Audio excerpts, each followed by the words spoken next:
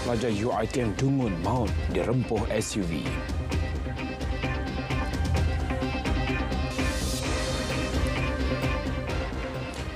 Assalamualaikum dan selamat malam. Berita tengah malam bersama saya Nazri Fahmi Syukri.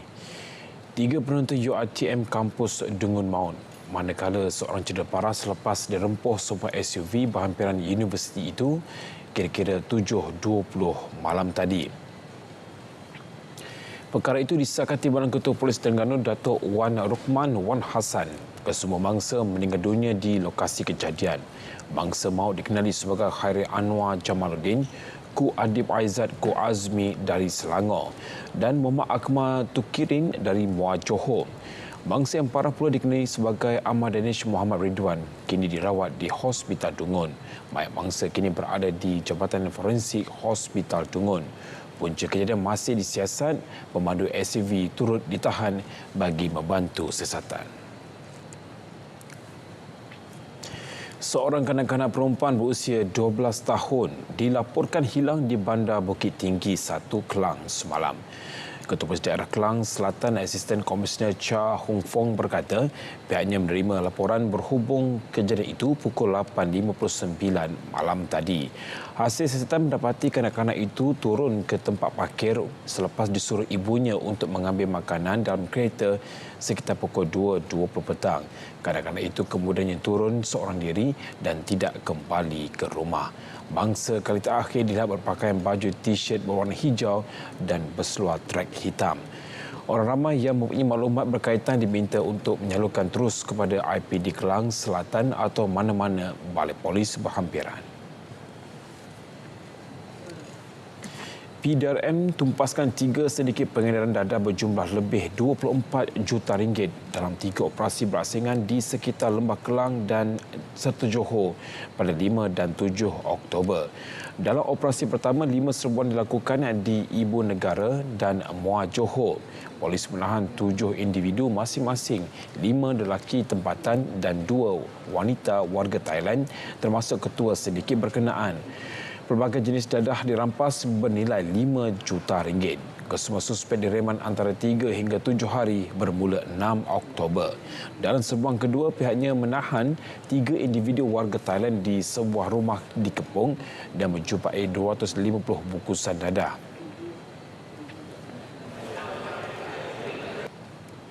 Lebih kurang di siapa tu 125 tong tu, that means kalau setiap tong ada 2, that means 250 bungkusan. Dari 250 bungkusan lah, time 2 lah. 125 tong, time 2, 22, 250. Dan anggaran berat adalah 256 kg. Berat untuk syabu lah, saya percaya. Dan dia punya nilai anggaran dia RM 8.2 juta. Dalam satu lagi serbuan, JSJM menahan seorang lelaki tempatan di Taman Perindustrian KIP Kepong dan merampas 350 bungkusan metafetamin dengan anggaran seberat 358 kg bernilai 11.4 juta ringgit. Kesemua suspek direman selama 7 hari bagi membantu siasatan. Polis akan memanggil media antarabangsa Bloomberg bagi membantu siasatan berhubung dakwaan campur tangan Perdana Menteri dalam siasatan Suruhanjaya Pencegahan Rasuah Malaysia SPRM. Ketua Polis Kuala Lumpur Datuk Rusdi Muhammad Isa berkata pihaknya menerima laporan kes tersebut yang dibuat SPRM. Dan kita buka kertas siasatan di bawah Seksyen 500, fitnah 505. B, kenyataan-kenyataan yang mendatangkan kekenalan awam dan juga 233 pengantaran yang jelik. Setakat ni kita baru ambil statement 2 iaitu daripada pengadu dan juga daripada saudara Hisam Jalil. Dan beberapa individu akan dipanggil juga khususnya daripada pihak Bloomberg. Ini asal khususnya daripada Bloomberg. Artikel tu daripada Bloomberg. Sementara itu, Datuk Rusdi Muhammad Isa memaklumkan siasatan berhubung kes buli anak kepada seorang penyanyi serta beberapa individu lain di sebuah sekolah berasrama di Ibu Negara. 3 kertas siasatan telah dibuka di bawah Seksyen 323 Kanun Keseksaan. Dia turut mengesahkan beberapa suspek telah dikenal pasti iaitu kesemuanya pelajar tingkatan 5 serta warden sekolah dan kenyataan warden telah pun diambil. Difahamkan mangsa buli berusia antara 14 hingga 16 tahun dilaporkan mengalami kecederaan termasuk lebam pada tangan dan telinga. Daripada 3 kertas siasatan ni, 2 kertas siasatan telah pun dirujuk ke Pejabat Timbalan Pendakwa Raya dan dikembalikan untuk dikemaskinikan dan dijanjikan keterangan mereka akan diambil pada 13 dan 14 pada hujung minggu ini. Pada hujung minggu 13 dan 14. So kita tangguhkan disebabkan untuk memberi ruang kepada mereka untuk hadir trial peperiksaan SPM.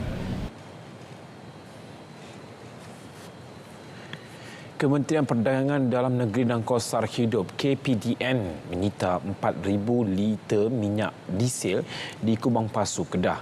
Dianggarkan bernilai hampir RM12,000. Turut dirampas 3 unit tangki IBC, 9 unit tong drum dan peralatan yang digunakan untuk memindah barang kawalan tersebut dengan nilai keseluruhan RM13,150.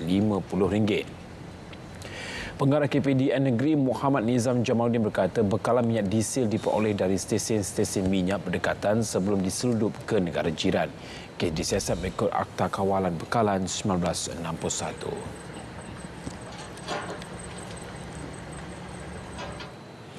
Hasil risikan selama seminggu, GPJ Kelantan telah menahan 9 kenderaan berat menerusi Optimba.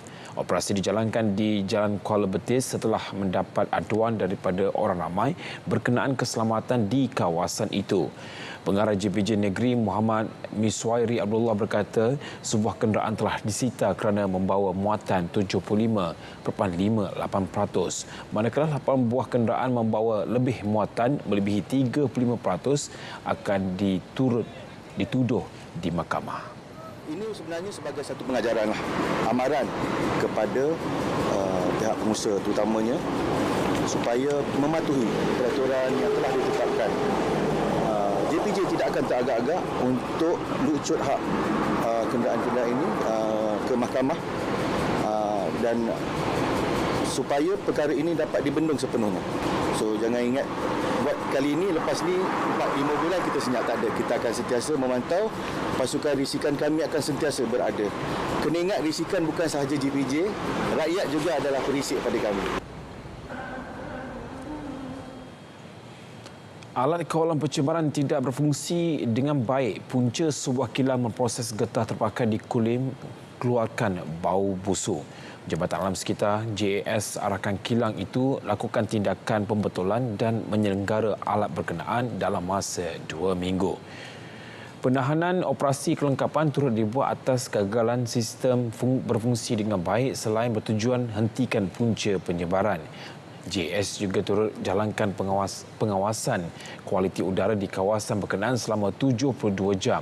Tujuannya mendapatkan pengukuran bacaan sebenar pencemaran udara dihasilkan premis tersebut.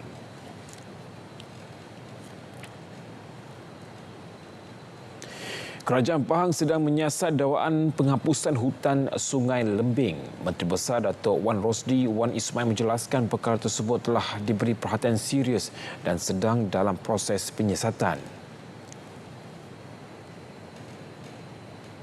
Saya terdekat sama ada yang membuat setiausaha kerajaan ataupun pengarah pertunan ke belakang kenyataan.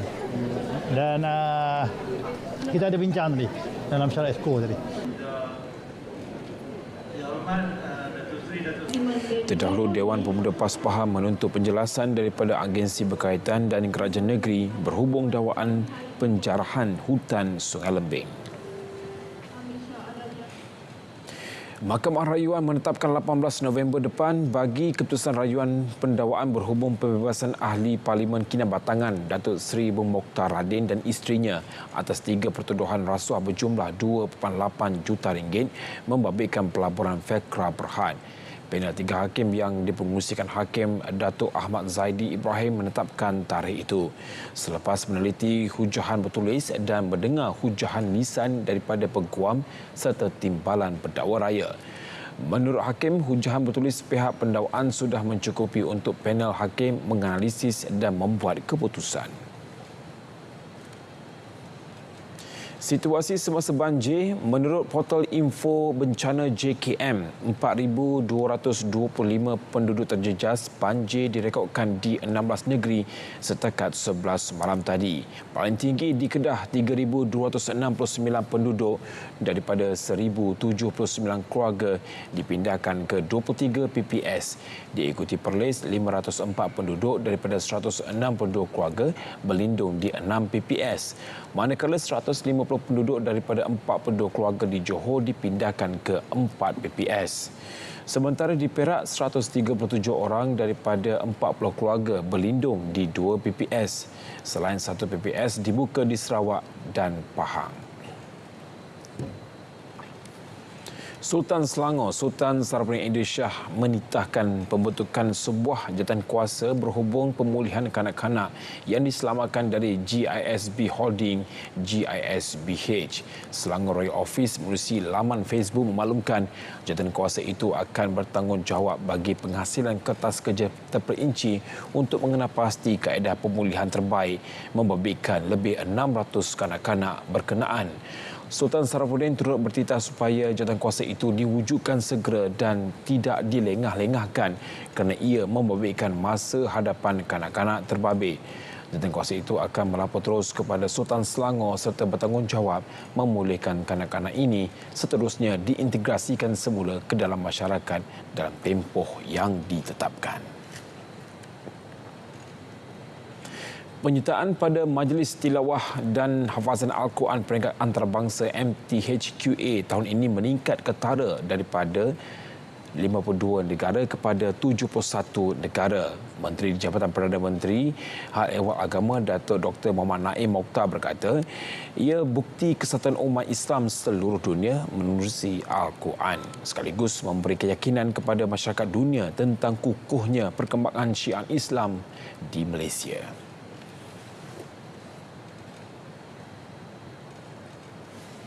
Daripada sudut rakyat Malaysia khususnya umat Islam, mereka akan dapat melihat bagaimana umat Islam daripada negara luar, khususnya umat Islam yang minoriti.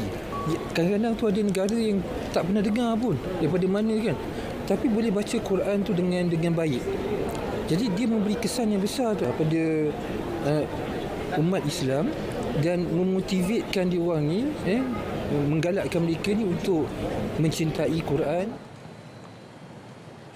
Tahun lalu 76 peserta menyertai MTHQA manakala tahun ini meningkat kepada 92 peserta.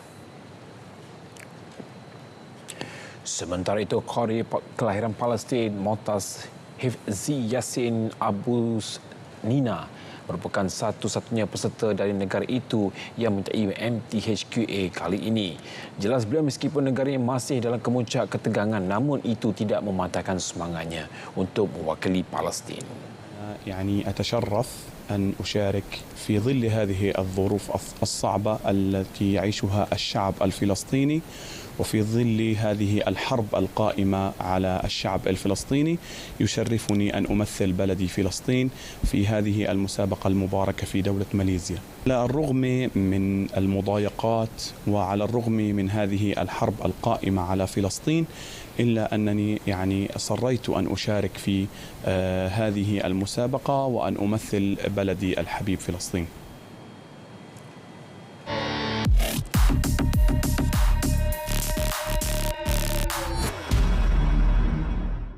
Kecoh di TikTok, satu hantaran kapal perang Cina dikesan berpengkalan di Pulau Pinang. Si penghantar mendakwa kelibat kapal itu dilihat membawa lebih 1,000 pelatih tentera mereka tanpa sebarang protokol. Dakwanya lagi tiada anggota TLDM yang turut hadir mengiringi pelatih dari negara tembok besar itu walaupun ia merupakan kunjungan. Tindakan tidak bertanggungjawab si penghantar mengakibat salah faham hingga timbul kekecohan di media sosial. Semakan pasukan Biar Betul mendapati realitinya tak seperti didakwa. Kapal tentera Cina disahkan berada di negara ini. Namun, ia sebenarnya kunjungan silaturahim pelajar dari Naval University of China Sabtu lepas yang dibuat mengikut saluran rasmi serta mengikut protokol. Exko Pelancongan dan Ekonomi Kreatif Negeri Wong Hon Wai mengesahkan perkara itu. Menurut beliau, kunjungan itu turut dihadiri Pegawai Residen Tentera Laut Diraja Malaysia TLDM di Pulau Pinang serta beberapa pemimpin kerajaan negeri dan orang kenamaan. Tambah beliau, pelatih dari universiti terlibat sebenarnya dalam perjalanan dari China ke Bangladesh. Dua buah kapal tersebut berhenti seketika di sini sebelum memulakan latihan laut di Lautan Hindi. Tak perlu cipta persepsi buruk untuk jatuhkan sesiapa. Kepada pengguna media sosial, jangan mudah percaya hantaran di media sosial dengan hanya tengok tajuk utama. Rujuk sumber rasmi untuk dapatkan laporan penuh dan pastikan kesahihannya. Terima bahan fitnah atau disyaki tidak betul, segera lapor ke MCMC. Biar betul, tak pasti, jangan kongsi.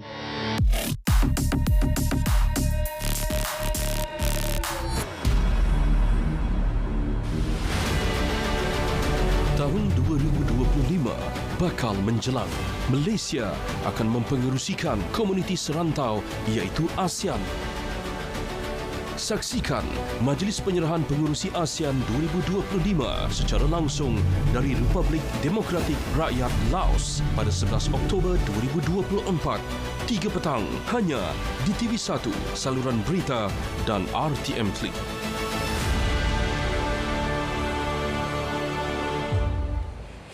Masih lagi dalam berita tengah malam, ASEAN mesti berpindihan tegas dalam menghantar mesej yang jelas kepada dunia bahawa blok ekonomi 10 negara ini akan kekal bersatu. Tegas Perdana Menteri Datuk Seri Anwar Ibrahim, ASEAN perlu terus bersatu bagi menjadi penerajuk utama kepada keamanan, keselamatan dan kerjasama di rantau ini. In this way, ASEAN must be unflinching and resolute in sending a clear message to the world. The ASEAN is and must remain united and will continue to be the key driver of peace, security and cooperation in this region.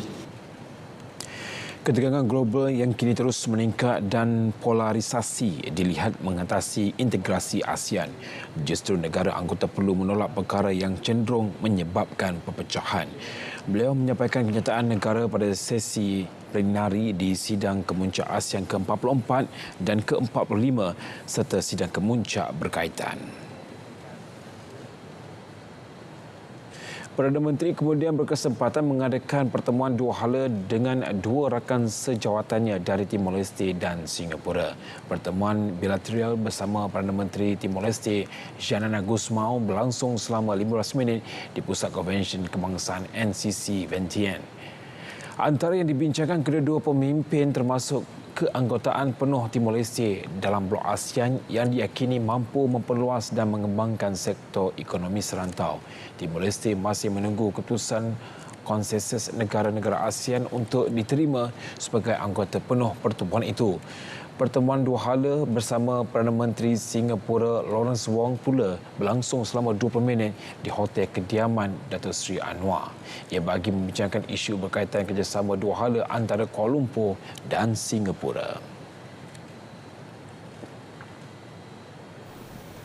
Pada majlis makan malam bersama delegasi Malaysia, Datuk Seri Anwar Ibrahim menegaskan perubahan yang dilakukan kerajaan ketika ini perlu dilaksanakan demi kesejahteraan negara.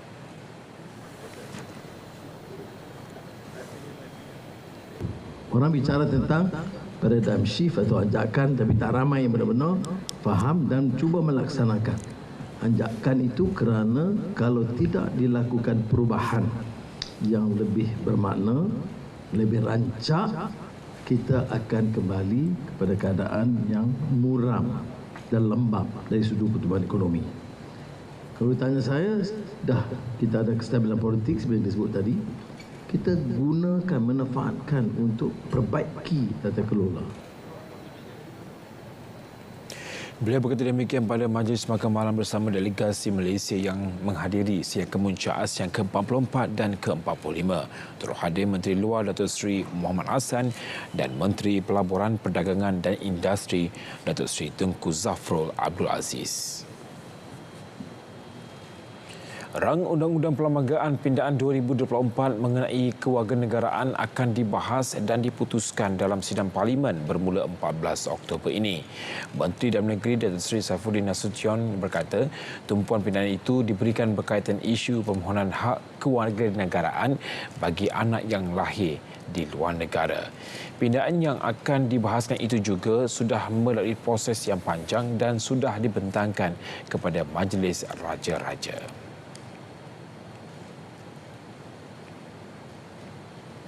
Saya percaya ahli-ahli Parlimen akan meletakkan kepentingan rakyat sebagai keutamaan kita, jauh mengatasi daripada sentimen dan kepentingan kita sendiri.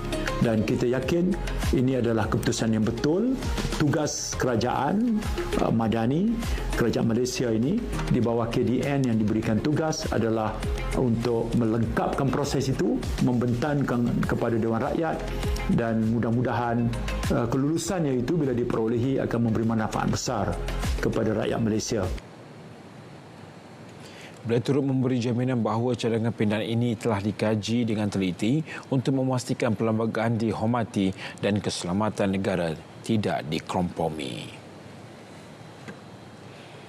Kemajuan projek laluan rel Pantai Timur ECRL yang menghubungkan Lembah Kelang dengan Pantai Timur telah mencapai 72.93% setakat September.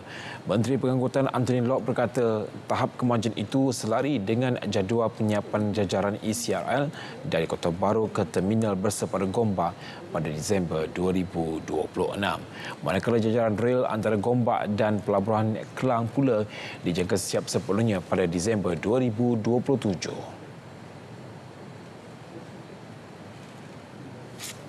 Dia kebanyakan elevated. Kawasan-kawasan yang banjir ni dia elevated. Dia lebih tinggi daripada permukaan. Ada tempat yang ada di atas permukaan, tetapi sudah tentu dari segi faktor banjir itu telah diambil kira lah dalam pembangunan ECRL ini. Itu sebabnya banyak landasan itu elevated. Dia perlu jejambat.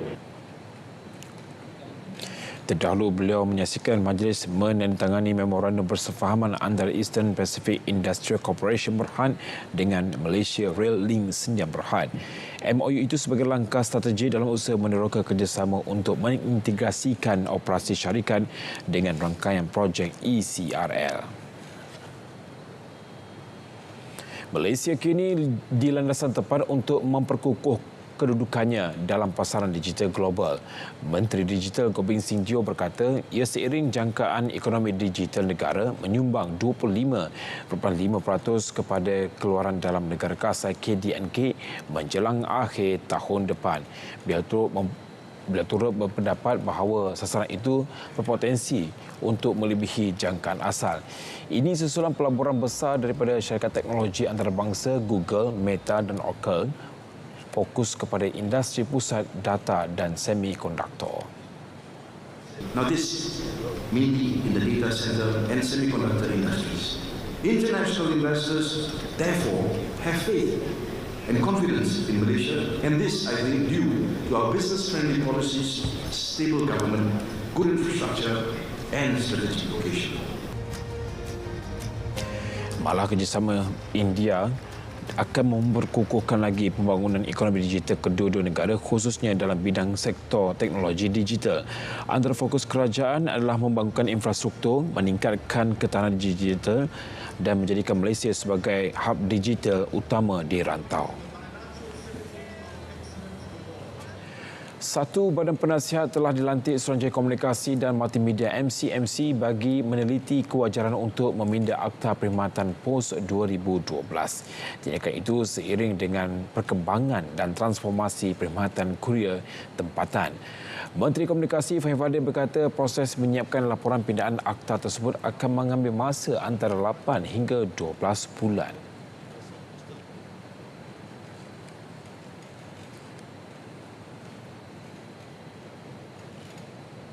Kita harap selepas itu kerja-kerja untuk mengusahakan pindaan kepada Akta Perkhidmatan Pos dapat dilakukan. Kita jangka sekiranya semua berjalan dengan lancar, ia masih akan mengambil sedikit masa untuk melakukan usaha-usaha menulis draft rang undang-undang tersebut. Maka pindaan itu mungkin kita akan dapat saksikan paling awal mungkin tahun 2026. Selain itu, Fahmi percaya kefahaman terjalin dalam kalangan parti-parti komponen kerajaan perpaduan membolehkan usaha yang lebih baik dilakukan bagi menempatkan Malaysia dalam kedudukan yang cukup dihormati di persada dunia. Di peringkat tertinggi pimpinan kerajaan perpaduan satu hati dan satu matlamat, satu objektif, di mana kita telah lihat kestabilan politik telah membuahkan hasil, ringgit semakin mengukuh berbanding tahun lalu, pelaburan meningkat, perdagangan meningkat, dan kita lihat Malaysia telah meraih kejayaan demi kejayaan. Yang amat berhormat Perdana Menteri telah dinombatkan sebagai pemimpin Islam yang antara yang paling berpengaruh, antara 15 yang paling berpengaruh di dunia. Dalam perkembangan lain, Fahmi turut menyarankan semua syarikat penghantaran dan logistik memanfaatkan teknologi seperti kenderaan elektrik dan kecerdasan buatan untuk meningkatkan khidmat pelanggan dan keberkesanan operasi mereka.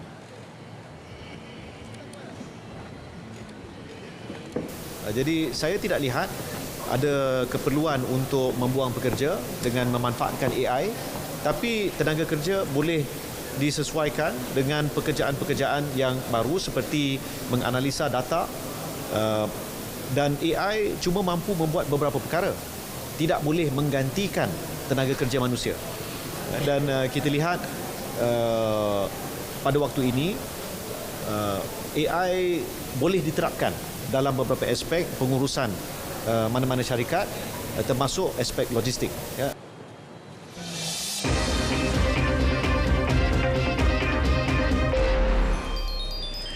Bersukan Persatuan Sepak Takraw Malaysia PSM berharap Belanjawan 2025 dapat memberikan sokongan kuat terhadap pembangunan sukan sepak takraw.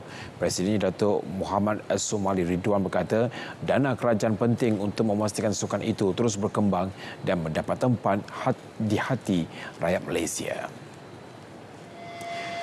Menurutnya, tanpa bantuan dalam penubuhan akademi, usaha pengembangan sukan di peringkat AKOMB mungkin terjejas. Muhammad Somali juga mencadangkan pembinaan stadium khusus untuk sepak takraw. Tegas beliau, kejayaan skuad kebangsaan di Piala Dunia seharusnya menjadi dorongan bagi kerajaan. Belanjawan 2025 akan dibentangkan oleh Perdana Menteri Datuk Seri Anwar Ibrahim pada 18 Oktober ini. Pemenang 2 pingat gangsa Sukan C, Muhaiza Muhammad, kini berasal untuk beraksi semula di Sukan C 2025 di Thailand.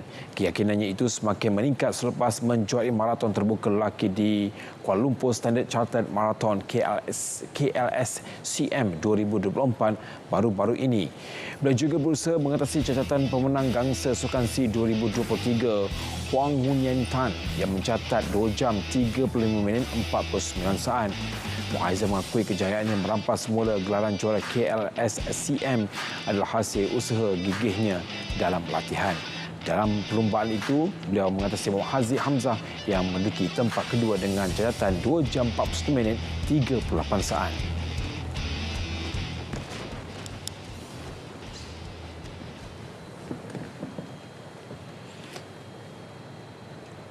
Sekian berita tengah malam dari Sungai ke Segara, Palestin pasti merdeka. Assalamualaikum dan salam Malaysia Madani.